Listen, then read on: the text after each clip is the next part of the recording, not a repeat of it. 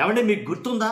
ఎలా అంటే పవన్ కళ్యాణ్ గారు కారు మీద కూర్చుని ఏంటి అలా వెళ్తూ ఉంటే కారు పక్కనేమో ఆ పక్కన ఈ పక్కన వెహికల్స్ ఎవరి జనసేన వాళ్ళే ఒక రకమైనటువంటి వైబ్ క్రియేట్ చేశారు. మీకు గుర్తుందో లేదో, నాకైతే బాగా గుర్తుంది. ఆ విజువల్స్ని ఇప్పుడు కూడా ఒకసారి ఇమాజిన్ చేసుకుంటే ఏం భలే అనిపించింది. అంటే సినిమా చూసినట్టు అనిపించింది నాకు, బయట రియల్గా కాదు. కానీ ఈయన కూడా కారు టాప్ పైకి ఎక్కి అసలు ఒక పొలిటీషియనా, ఒక రాజకీయ నాయకుడా కాదా, రాజకీయ నాయకుడికి ఉండాల్సిన లక్షణాలు అవేనా అని చాలా చర్చలు అయితే జరిగాయి అప్పట్లో. పవన్ కళ్యాణ్ గారు కారు మీద కూర్చుని వెళ్ళిన ఆ సంఘటన మీకు గుర్తుంటే, ఎందుకంటే అది జగన్మోహన్ రెడ్డి గారి హయాంలో ఏంటి కొంతమంది ప్రహారీ గోడలు ప్రభుత్వ స్థలాన్ని ఆక్రమించి ప్రహారీలు నిర్మించేశారు. ఆ ప్రహారీ నిర్మిస్తే ఆ ప్రహారీలను కూల్చడంతో ఏంటి ఆగ మేఘాల మీద పవన్ కళ్యాణ్ గారు టాప్ మీద కూర్చుని అనుకుంటూ వచ్చి వాళ్ళకి నిరసన తెలియజేశారు అప్పట్లో. కానీ వాళ్ళకి ఏదో కొద్దిగా పిచ్చినట్టున్నారు కూడా అప్పుడు. కాకపోతే కోర్టు వాళ్ళందరికీ ఇక్కడ పెనాల్టీ వేసింది. ఎందుకనంటే ఏదైతే ప్రభుత్వ భూమిని ఆక్రమించారని అండ్ పెనాల్టీ వేసింది, అదంతా ఒకటి. దాన్ని గుర్తుపెట్టుకోండి, ఖచ్చితంగా దీని గురించి మాట్లాడదాం, ఆఖరిని మాట్లాడదాం. ఇంతకీ ఈ విషయం ఏంటంటే కనుక విజయవాడలో జోజీ నగర్లో అనుకుంటా, నాకు తెలిసి అదే జోజీ నగరే 42 ఇళ్లను నేలమట్టం చేశారు. దీని గురించి మాట్లాడదాం. ఫస్ట్ లైక్ చేయండి, ఎక్కువ మందికి నిజమేంటో తెలియాలి కదా. లైక్ చేయండి, లైక్ చేస్తే నాకు మోటివేషన్ ఉంటుంది, ఎక్కువ మందికి ఇన్ఫర్మేషన్ షేర్ అవుతుంది. కొత్తగా మన ఛానల్ చూస్తే పక్కాగా సబ్స్క్రైబ్ చేయండి. మీ అమూల్యమైన అభిప్రాయాన్ని కామెంట్ రూపంలో తెలియజేయండి. 42 ఇళ్ళండి, వాళ్ళకు తెలుసో తెలీదు రూపాయి కూడగట్టుకుని ఆ ఇల్లు కట్టుకున్న వాళ్ళు చాలామంది ఉన్నారు 42 ఇళ్లలో. ఏంటి వాళ్ళ ఈఎంఐలు ఇంకా పూర్తి కాల, ఆ ఈఎంఐలు కట్టాల్సినవి అన్నీ అలాగే ఉన్నాయి.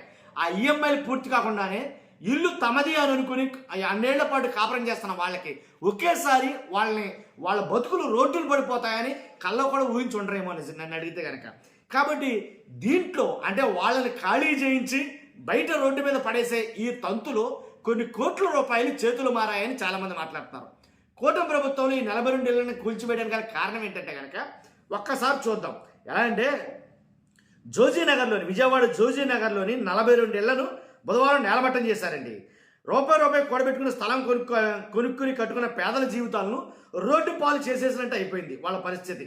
ఎందుకంటే విజయవాడ నడిబొడ్డున ఉన్న కోట్లాది రూపాయల విలువ చేసే 2.17 ఎకరాల స్థలంపై కొంతమంది కన్నేశారని కొంతమంది మాట్లాడుతున్నారు. కాబట్టి వాళ్ళు కన్నేశారు కాబట్టి కొన్ని కోట్ల రూపాయలని అక్కడ బహుళ అంతస్తులో సముదాయాల్ని నిర్మించాలనే ఉద్దేశంతో వీళ్ళని ఖాళీ చేయించారు. ఒక పక్కా ప్లాన్ ప్రకారం, పద్ధతి ప్రకారం కోర్టు ఏదో ఆర్డర్ ఉందని చెప్పేసి వాళ్ళు కావాలని ఖాళీ చేయించారు. మరి వాళ్ళ బతుకుల పరిస్థితి ఏంటి అని చాలామంది మాట్లాడతారు. కానీ విజయవాడ నడిబొడ్డున జోజీనగర్లో ఉన్న ఈ భూమి కోట్ల రూపాయలు విలువ చేస్తుంది.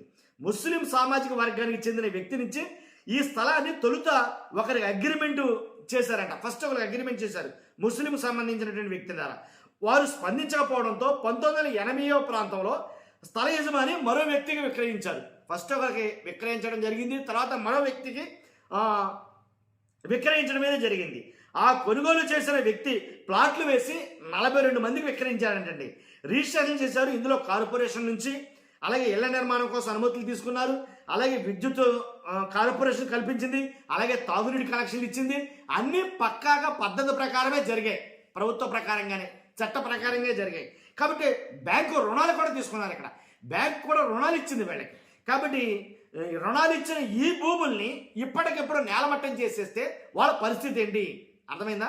వీటిలో చాలా ఇళ్ళు ఇప్పటికే పలువురు చేతులు మారి అంటే ఆల్రెడీ సెకండ్ రిజిస్ట్రేషన్ కూడా జరిగిన భూములు ఉన్నాయి.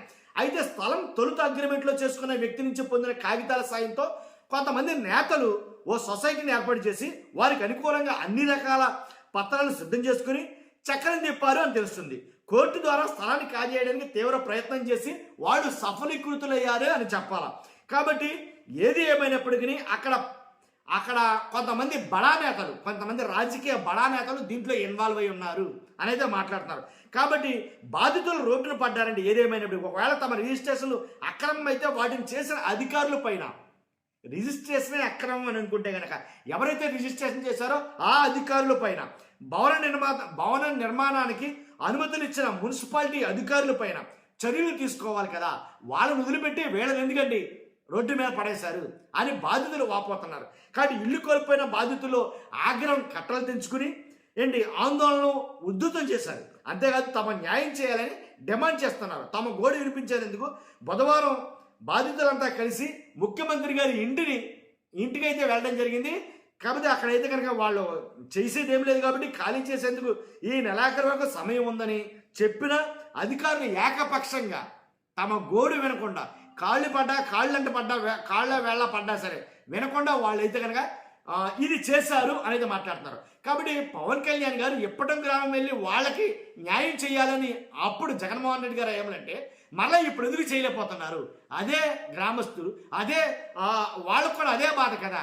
మరి ఇప్పుడు ఎందుకు భవానీపురం వెళ్ళడానికి పవన్ కళ్యాణ్ గారు వెనకడిగేస్తున్నారు? అప్పుడు అధికారంలో లేరని వెళ్ళారా? ఇప్పుడు అధికారం ఉంది కాబట్టి కూట ప్రభుత్వం అధికారం ఉంది కాబట్టి వెళితే ఏం చిక్కులు వస్తాయని ఎందుకని వెళ్ళట్లేదు అని బాధితులు మాట్లాడుతున్నారు. ఇదంతా ఒక ఎత్తు అయితే కనుక ఎయిర్పోర్ట్లో జగన్మోహన్ రెడ్డి గారిని కలిసారు వాళ్ళు. గన్నవరం వెళ్తుండగా ఎయిర్పోర్ట్లో జగన్మోహన్ రెడ్డి గారిని కలిసి జగన్మోహన్ రెడ్డి గారికి తమ బాధను వెళ్ళగొట్టుకుంటే వాళ్ళకి అండగా ఉంటానని జగన్ గారు హామీ ఇచ్చారు. దీంతో ఇది ఇంకా వేడి రాజుకోబోతుంది. ఇది ఈరోజు జరిగినటువంటి విషయం. కాబట్టి జగన్ గారు అక్కడికి వెళితే గనక భవానీపురం వెళితే కనుక పరిస్థితి ఎలా ఉండబోతుంది?